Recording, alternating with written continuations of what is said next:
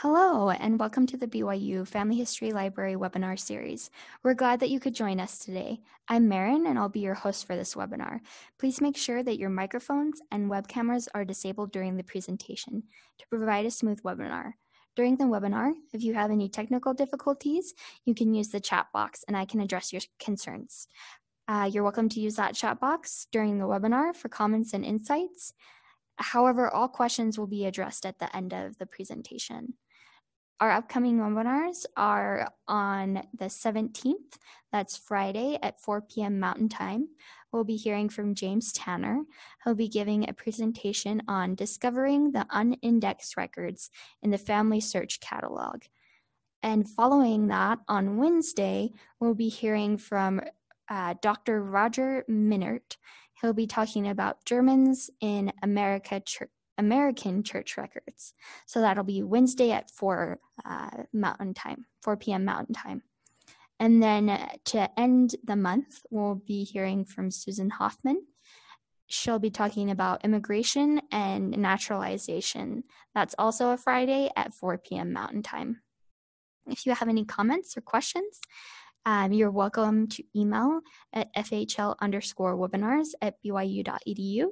And a recording of this webinar will be made available on our YouTube page and our website.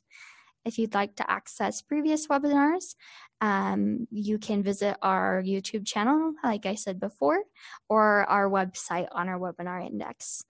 All of our webinars are recorded and uploaded the following Monday for your convenience. We post those links to Facebook and Twitter. So if you want to see that updated recording, you can follow us there. For today's webinar, we're pleased to hear from Kathryn Grant, who will be giving a presentation entitled Case Study Double Trouble with Elizabeth Hepton.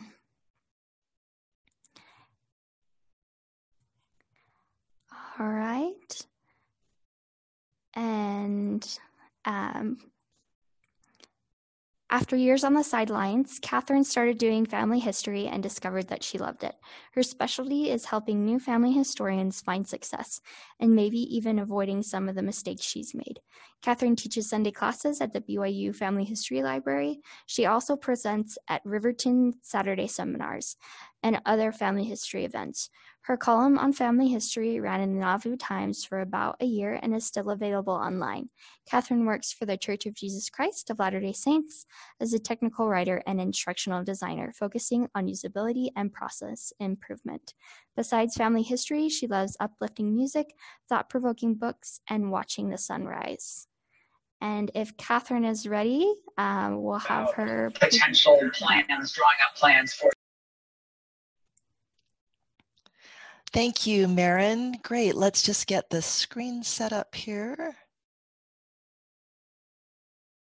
Okay, everybody, thank you so much for joining us for today's webinar. And I am super excited about this webinar. It covers a problem that I've been seeing a lot in Family Tree, and I hope it will be helpful to all of you who are watching it. So let's go ahead and look at what we'll be covering in the webinar today. First of all, I wanted to talk just briefly about the value of case studies. Then we will look at red flags on Elizabeth's page. This is her page in Family Search's Family Tree. Next, we'll dig a little bit deeper and see if we can figure out what happened, what went wrong, and why it went wrong. And then finally, we'll move to a resolution. We'll use the things that we discovered to hopefully fix the problem. So let's go ahead and dive in. The value of case studies. I wanted to point this out because I wanted to share what benefit you might hope to get from a webinar like this, hopefully why it would be worth your time. So one thing about case studies is that they illustrate problems that you're likely to encounter in doing your own family history. They show you how to solve these problems, and they teach principles that can be applied to similar problems. So let's go ahead and dive in then to this section of the webinar, which is looking at the red flags that we see on Elizabeth's page. I want to try something a little bit different today, and that is that for those of you who have attended my webinars before, you know that I've said from time to time, I wish that we were all face-to-face and could participate in, a regular classroom setting, but of course that's not possible because we're doing this remotely. But today, what I'd like to do, we can't turn on the audio for everybody, but we would like to open up the chat. And so I'm going to move to this next slide, which shows us a screenshot of Elizabeth's person page in Family Tree. And we've got the vitals section up here. I'm going to open up the chat, and would you please look at this page and tell me what red flags you see that indicate that something might be wrong?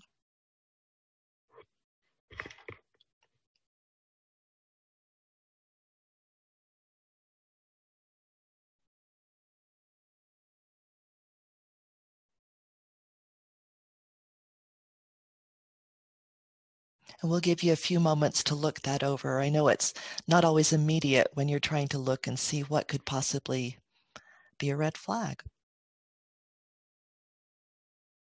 Yes, thank you. Nylamat, I'm not sure if I'm saying your name right. I hope I am, but this person said a wide difference between birth and christening. That's exactly right. In fact, that's really, for me, the major red flag that I see on this page.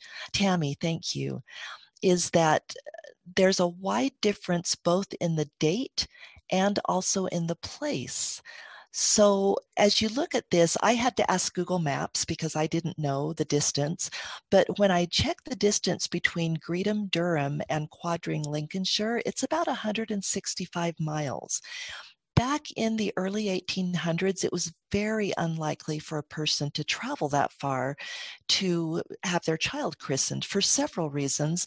One was that if their lodgings were in a certain parish, that parish was financially responsible for them, and you couldn't just pick up and go to any parish. You actually had to kind of have your records transferred there, so to speak, and you had to get a note from the clergyman in one parish, and he'd send it to the clergyman in the next parish, and so forth. So it wasn't typical at that time for people to just go around to different parishes. They would pretty much, their families stayed in the same parish for generations. Then the other thing, as Tammy pointed out, is that there's 4 years between the birth and the christening. That's also unusual at that time in England. Most of the time, children were christened within several weeks to maybe a year, year and a half. It's not unheard of to have children christened later, but it was definitely the exception rather than the rule. Okay, let's look at the next screen. I need to explain a little bit on this one. If we were on the family search page, you see Elizabeth has 2 spouses. She's got this George Marley and she's got this Francis Bescoby. So we'll call them spouse 1 and spouse 2. And on the family search page, this section, this one with Francis Bescoby, would actually appear below George Marley. But because of space constraints, I've stacked them side by side. But as you look at these relationships, does anything stand out to you about it being a problem? And so just go ahead and type your observations in the chat, the group chat.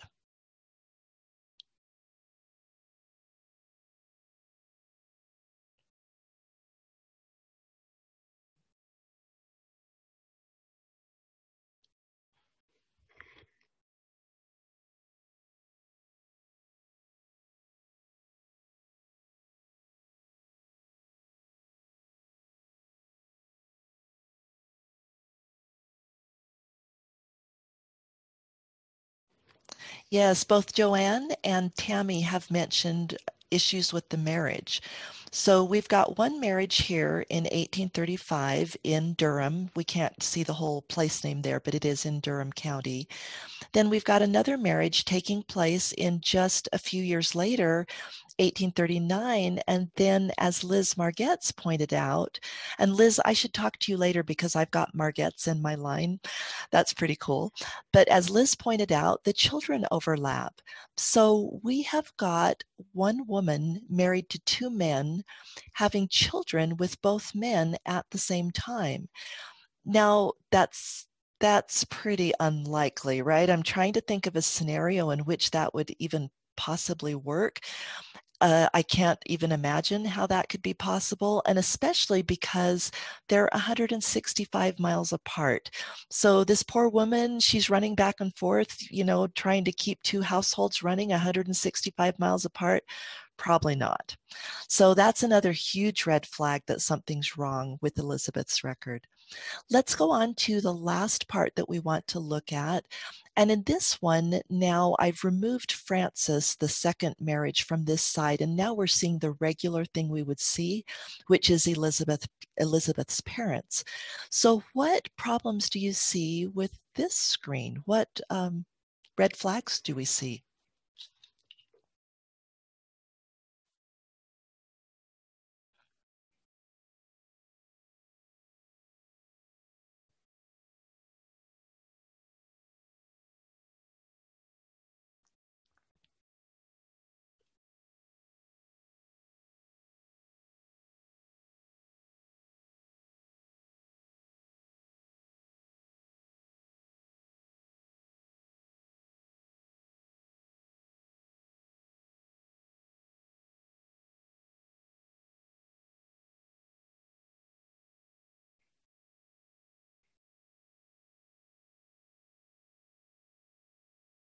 Hey, I'm seeing a message from Daryl that he raised his hand, but I'm not sure how to let that show up. And so Daryl, I don't know if you could use the group chat, perhaps that might be helpful.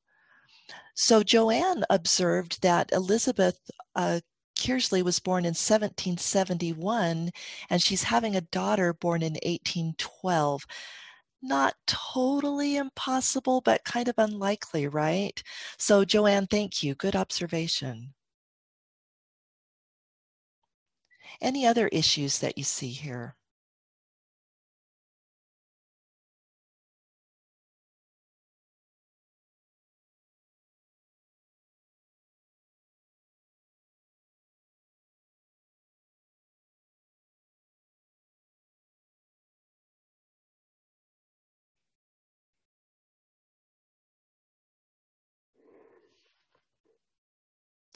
Richard and William.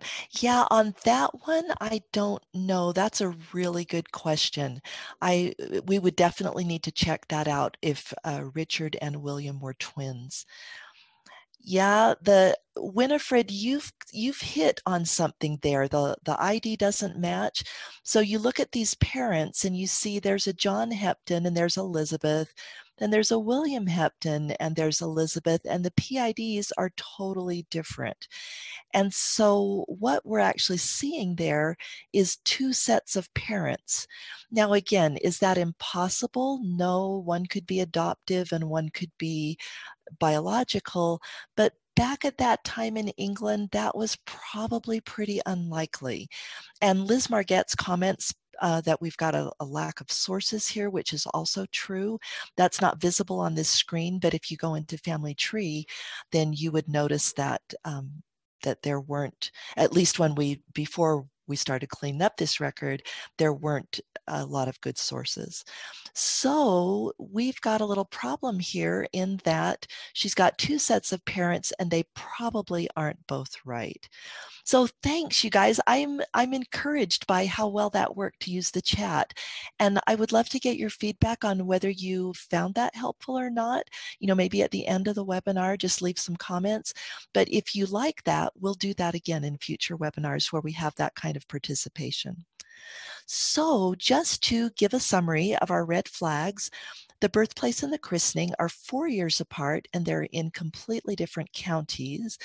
The hugest red flag really is that Elizabeth is having kids with 2 guys at the same time, 165 miles apart, and she has 2 sets of parents. So let's look at some principles that we're going to use as we figure out how to resolve these issues.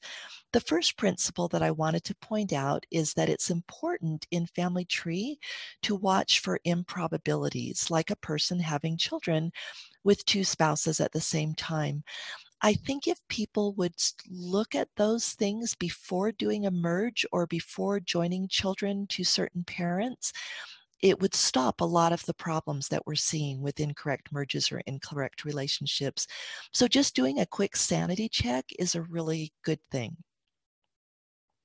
Okay, so what went wrong and why? Let's follow Liz's suggestion and look at the sources. And at the when I first started untangling this, there were not a lot of sources. So we see that there are 3 listed on this person, and then when we go into the list of sources, we see that they are all for the same source. They're all for that quadring christening. All 3 of them are almost identical, but one has a different feature, and so I'm actually going to show us the one that has the slightly different feature. So you notice that this information matches the information on our Elizabeth's person page. She's christened in December of 1816 in quadring. It's worth pointing out that this christening record says that her parents are William and Elizabeth, not John and Elizabeth. Then this is the other feature that I wanted to mention that is different from the other 2 christening records that were attached. Other than that, the dates and parents and everything, location, were all the same. But this little message up here indicates that at some point, Elizabeth Hepton entered the system from an extracted christening. Now, for those of you who may not be familiar with what an extracted christening is, extraction was the old indexing program, and it used to be in the last century and a little bit in the beginning of this one that volunteers would extract record. Oh, I take that back. Extraction was only in the previous century, but extraction and indexing have taken place in both. Wait. Okay, extraction was the previous century. I'm laughing at myself. And then indexing started in the previous century and continued into this century. Okay, so at Elizabeth's record came from an extracted christening, which means that a volunteer looked at a parish register and wrote down the information, and then that information was used to add Elizabeth's record to some system. It was a previous system before Family Tree. So let's keep looking then at other clues that we can find to help us figure out what went wrong. Let's look at the change log, because that's going to give us all the changes that have been made to Elizabeth's record since it entered Family Search, or excuse me, Family Tree. As those of you who know who've used the change log, entries are made in reverse chronological order, which means that the oldest ones are at the bottom and the newest ones are at the top. So this screenshot is a picture of the very beginning of the change log. We notice something interesting as we look at this, and that is that Elizabeth's record was quote unquote contributed in 2012 by Family Search. What that means is not what it looks like. So I've heard people say before, oh, Family Search contributed it. That means that they must have found and verified this information, and therefore it's completely trustworthy. And actually, that's not what Family Search means in this case. I've noticed that whenever a record says that it was added by Family Search in 2012, that means that it came from the old system, which ironically was called new.familysearch.org. I've noticed that Family Search is not calling anything new anymore. So it was a good lesson to learn, right? That if you call something new, eventually it's going to be old. So this record came from new.familysearch.org in 2012. And by the way, I'm sure this is a question that will come up. People have asked, can we see the original contributor, the person who added that record to new.familysearch.org? And Family Search made the decision not to bring that information over, according to Ron Tanner. So they just stamped everything. And Ron is the product manager for Family Search.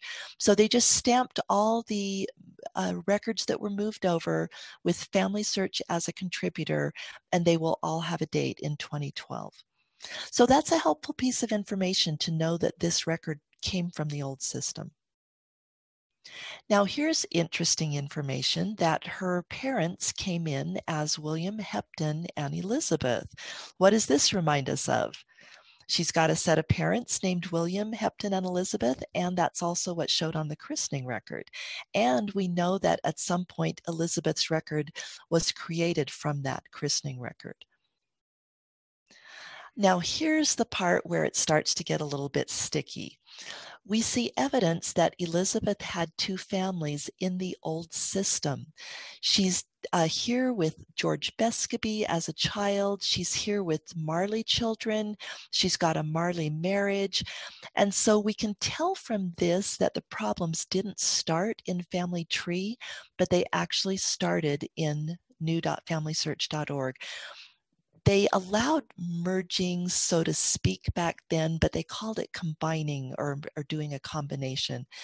So at this point, it looks like probably there was a bad combination done in new.familysearch.org that resulted in these two families being mixed up together and then imported into Family Tree.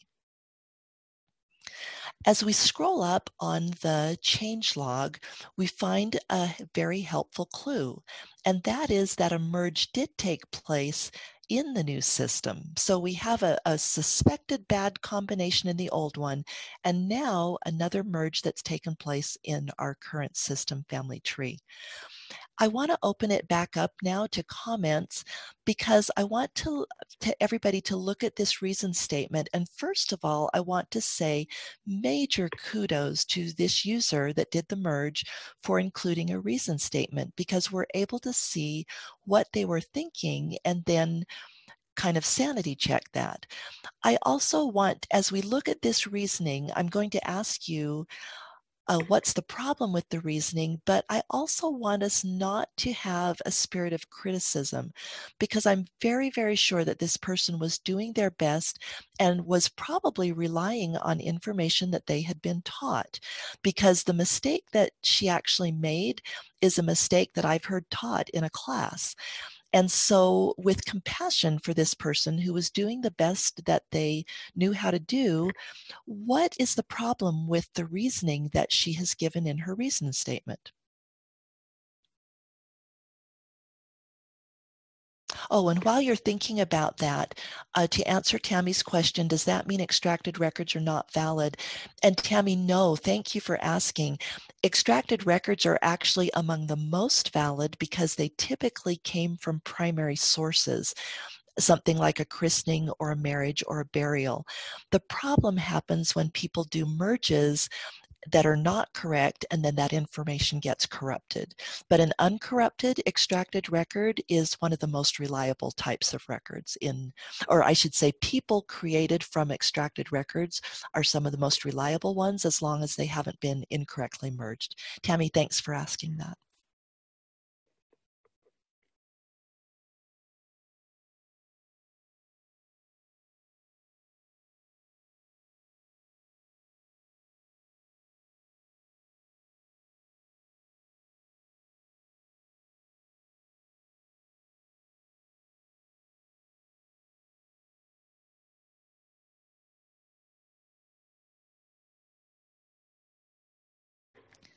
Yes, Claudia, very good observation.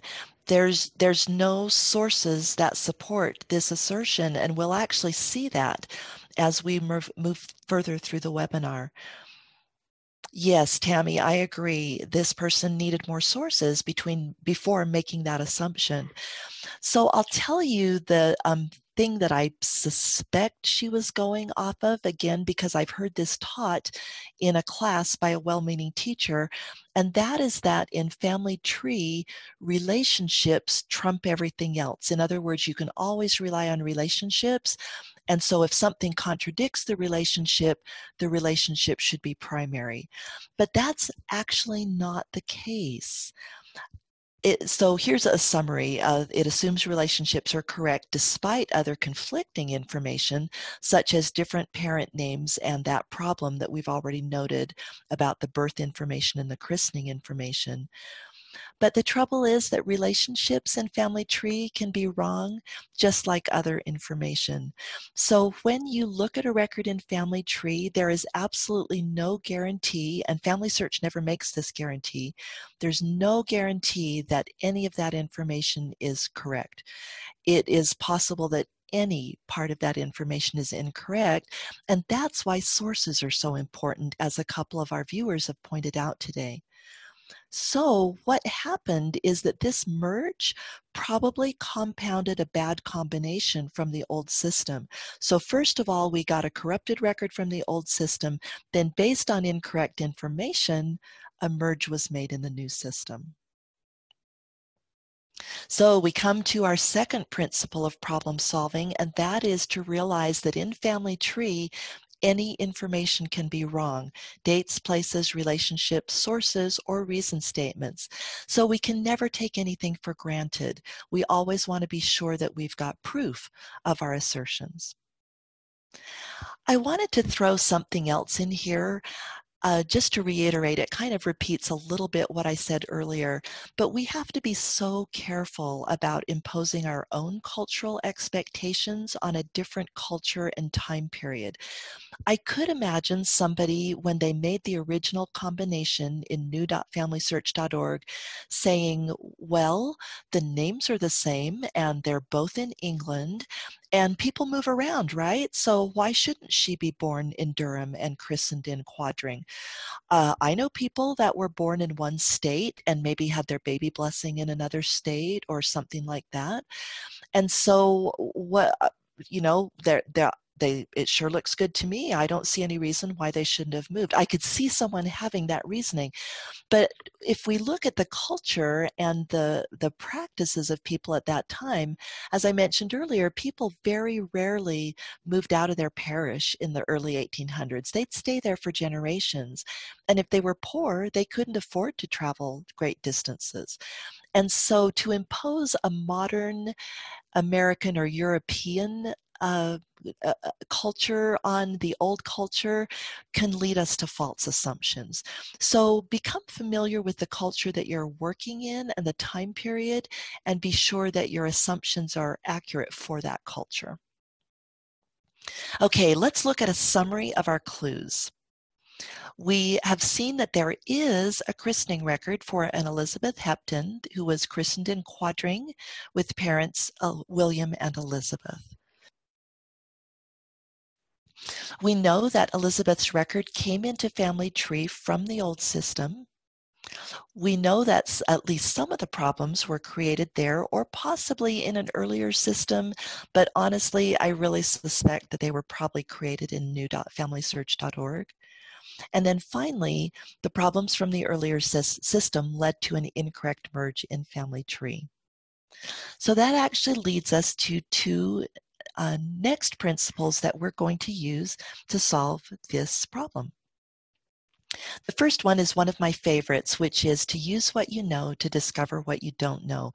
It's always helpful to have a solid foundation to use as you're looking for more information. So if you establish that certain information is true, and then you find corroborating information on different records, then you can rightly conclude that the new information on the new record is correct as well, because the information you already know about matches. Does that make sense? Let me, if in case I haven't explained that well, let me give an example. Suppose that you have a birth record and you absolutely know that the birth record is correct. It's for, let's say, your grandmother, and it's got an exact birth date and exact birthplace. So you absolutely know that that's correct. And then you find a marriage record that has the same name with the same birth date of the bride and the same place. But let's say you didn't know the marriage information before. Well, because you found a marriage record that has the correct birth information, you can be very confident that that marriage record is for your grandmother. It's for the same person because the birth information matches. So you always want to use that, what you know to discover what you don't know, and use that information as a bridge to make sure that you're evaluating additional sources correctly and not assuming that a source is for somebody when it really isn't. I hope that made sense, you guys. Okay, and the next principle is to find reliable records or sources to prove or disprove the information in family tree. So let's look at how we will do that. We are pretty safe in assuming that there are two Elizabeths, one born in 1812 or about 1812 in Greetham, Durham, married to George Marley, and probably another Elizabeth Hepton, born in 1816, about in Quadring, married to Francis Bescoby. So our next step is try to find proof of what we suspect is the case. Well, finding this record for Elizabeth and George was actually pretty easy. It was, for one thing, the marriage date was included on the record in Family Tree, but then also we've got things that are lining up here. We've got an Elizabeth Hepton marrying George Marley in 1835, which is before their kids were born, and it's in Durham, which is her birthplace. And so this is looking like a very strong match for Elizabeth and George. I'm very confident that it is their marriage record. So now that we've established that an Elizabeth Hepton did marry a George Marley, and they were married in 1835, we would expect to find them with their family in the census. The first census they'll be in together would be the 1841, and then we'll keep looking for them in the censuses beyond that point. So here's what we've found. We do indeed find an Elizabeth married to a George Marley, and they are in Yorkshire, which, interestingly enough, later on, George says that that's where he's from, Thornaby, Yorkshire. Oh, and I guess I should back up a minute and explain what we're seeing on the screen. This is actually what's called a timeline grid. And it's a method of capturing information where you've got one column for every census, and then you've got one row for every person. And so it's just a tabular way of capturing that information. And the purpose of this webinar is not to go into a lot of detail about the timeline grid, but if you want more detail, we've got a couple of webinars on that. So go ahead and visit the BYU FHL webinar page and you'll find those webinars. But for our purposes today, we do notice that indeed Elizabeth, who married George Marley, was born in Greetham, Durham. She's consistent about that throughout the census. And they're, after the first time when they're enumerated in Yorkshire, then they are living in Stockton, which is what we would expect from the marriage record. And they've got a lot of the same kids that we saw in Family Tree. So as I look at these 4 census records and I see the patterns, and especially the fact that Elizabeth's age is approximately right and her birthplace is definitely right, I do feel comfortable that this represents the family of the Elizabeth Hepton who married George Marley. So now we want to see if we can do the same thing with Elizabeth Hepton, who has a spouse of Francis Bescoby. Well, for her, we had to go to a site that I actually love called FreeReg.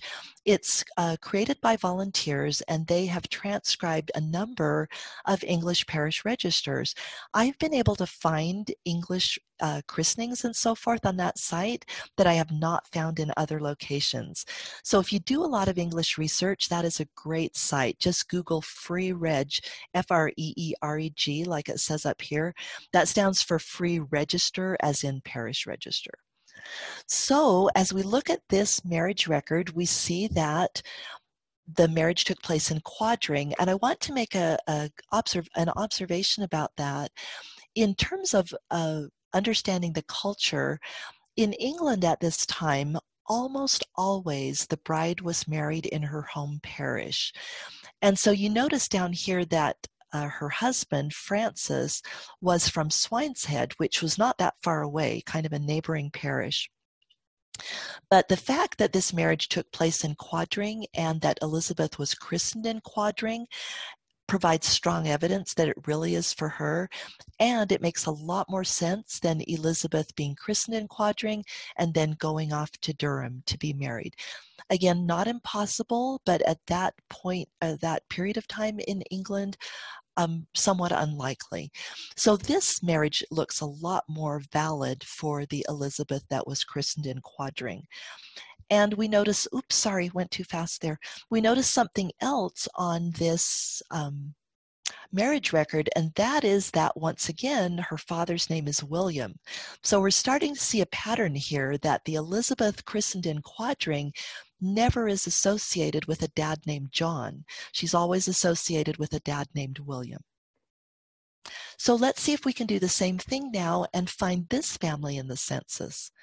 And lo and behold, it was pretty straightforward and easy to also find them in the census. And we see that here's Elizabeth, and then there's Betsy, but that's a nickname for Elizabeth. And then we see her through the census. She's always born in Quadring. She's always married to Francis Bescoby.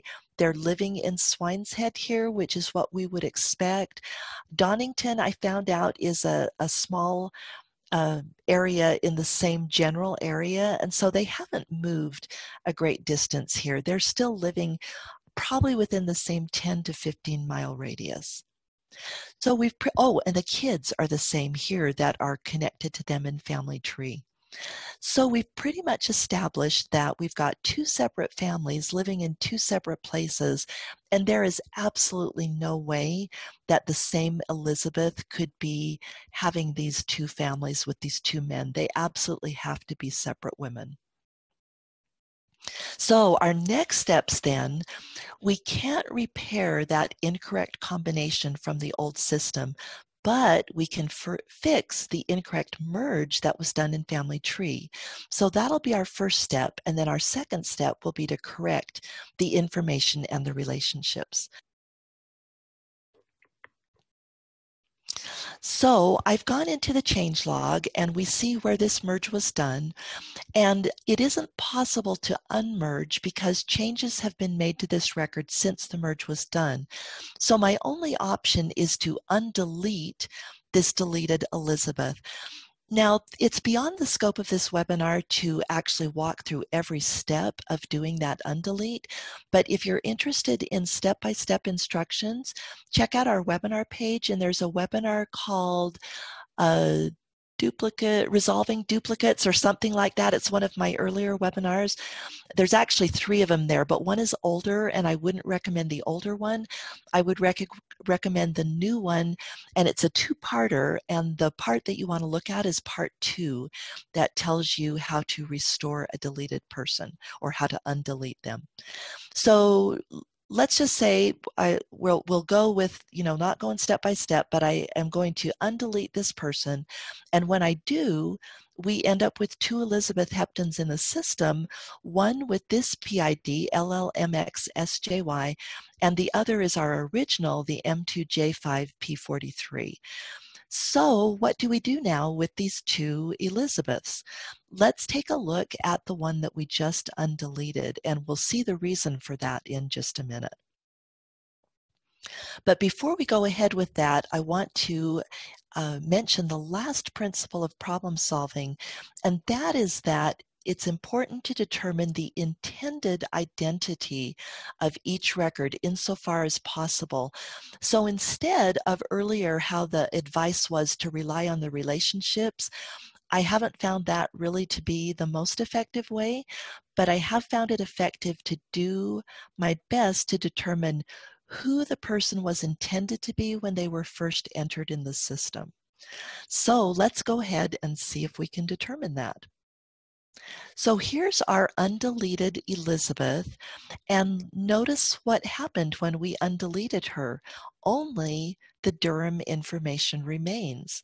So that tells us that that other quadring information came from that other record and it wasn't originally part of this record.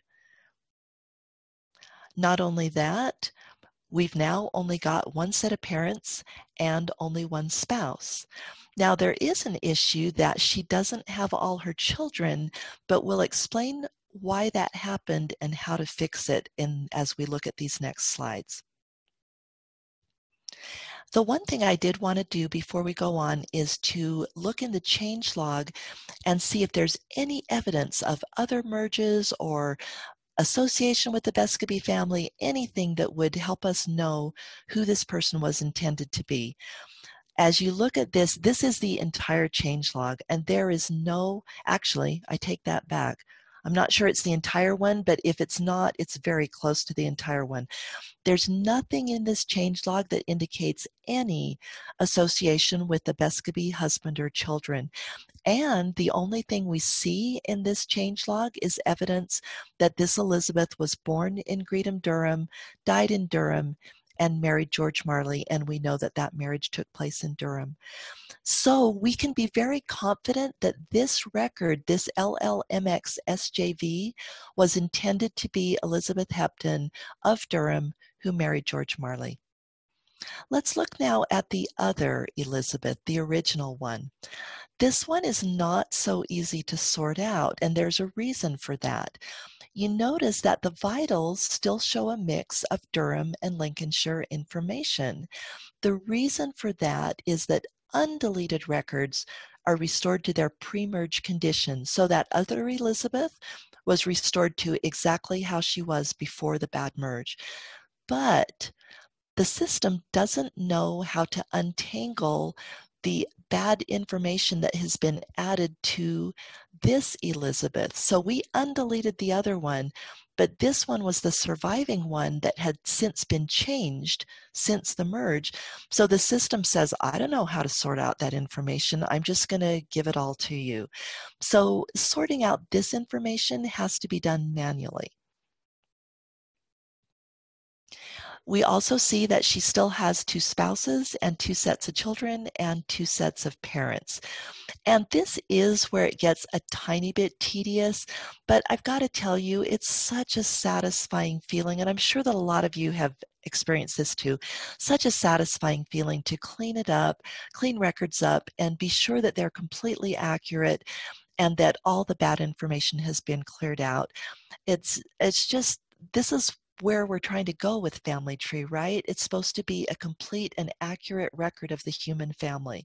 So cleaning it up is really a great feeling. So going back to our steps, we've finished the first one. We fixed that incorrect merge, and now we want to correct the incorrect information and relationships on the surviving Elizabeth, or the one that was originally the survivor, right? We've undeleted the other one, but this record was the survivor of the bad merge. So correcting the information, oh, I needed to point out one other thing.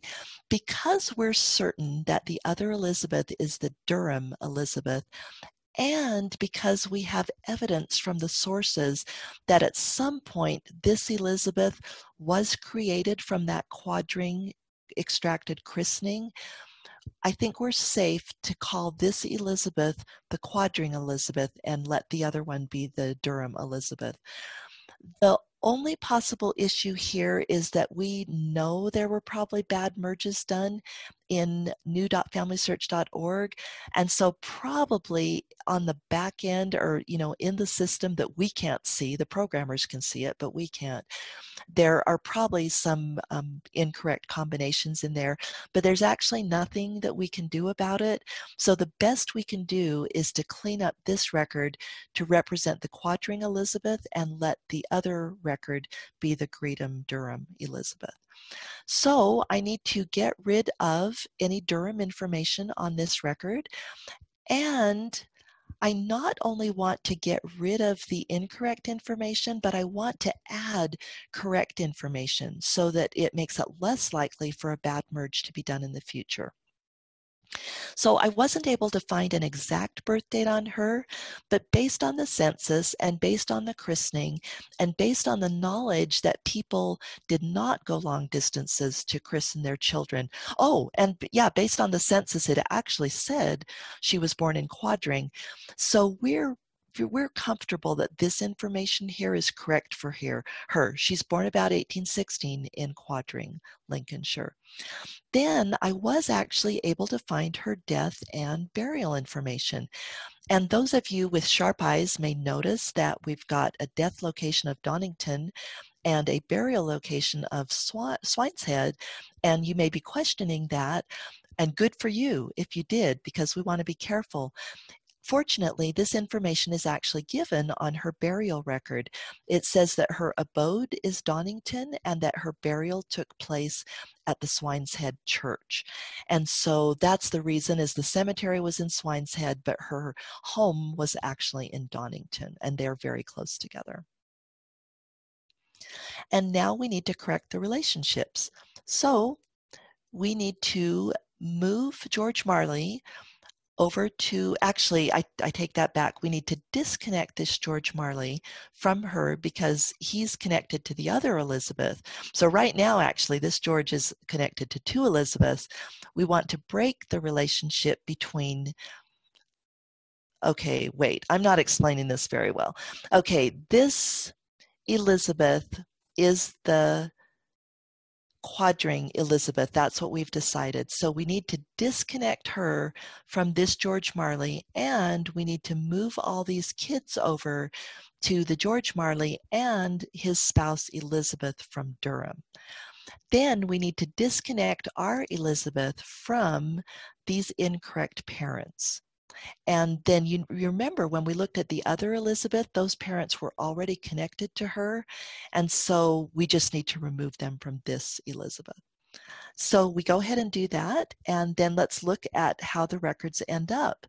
Now, Elizabeth LLMX-SJY, the one that we decided was from Durham, has only the right children, husband, and parents. And as we look at our other Elizabeth from Quadring, we see that she also has only the right husband, children, and parents. So we have cleaned up our two Elizabeths, and they're now correct in the system, and problem solved. So just by way of summary, we talked about the value of case studies. We looked at red flags that alerted us to problems. We determined to the best of our ability what happened and why. And then finally, we resolved the problem. We used what we had discovered to correct those incorrect relationships, sources, and so forth in Family Tree. So that brings us to the end of the webinar. Everybody, thank you so much for your participation. And do we have any questions? I'll go ahead and open up the chat box here. And please do feel free to put in your questions and we'll do our best to answer them. Yes, Daryl made a great comment that Google is a great source for recognizing the conditions at any given time in a given location. Very, very good suggestion.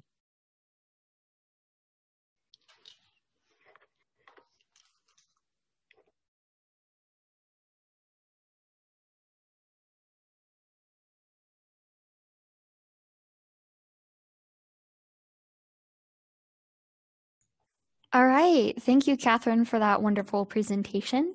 We're going to head over to the closing slide now. If you have any more comments or questions, you're welcome to email Kathryn at that email that's on the screen, as well as our email, which is fhl_webinars@byu.edu. A recording of this webinar will be made available on Monday on our YouTube page and our website. And you can follow our Facebook and our Twitter if you want updates on those when they come out. Our next webinar will be with James Tanner. So that'll be next week at 4 p.m. Mountain Time. And following that, on Wednesday, the 22nd, we'll be hearing from Roger Minert. And then the 31st of January will be on Friday again, and that will be with Susan Hoffman. If you have any comments or questions about the schedule, you can go ahead and email us at fhl_webinars@byu.edu or visit our website, which is fh.lib.byu.edu. We hope that you have a wonderful weekend, and we hope to see you next time.